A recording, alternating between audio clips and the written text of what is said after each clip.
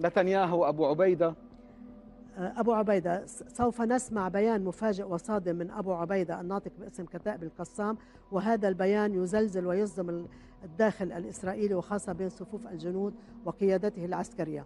ومن خلال هذا البيان المهم بيكشف أبو عبيدة عن معلومات وصور ومقطع فيديو تصيب الوسط الإسرائيلي بالهلع والخوف.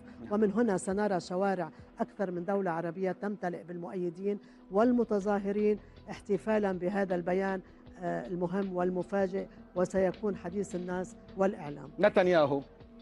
آه، أرى أن الجدل والضجة الإعلامية اليوم حول رئيس حكومة العدو الإسرائيلي نتنياهو ستؤدي إلى رؤية نتنياهو أمام قوس العدالة، هذا أولا. والمشهد القادم في الداخل الإسرائيلي هو الفوضى العارمة في الشارع والمطالبة بإبعاد نتنياهو عن رئاسة الحكومة.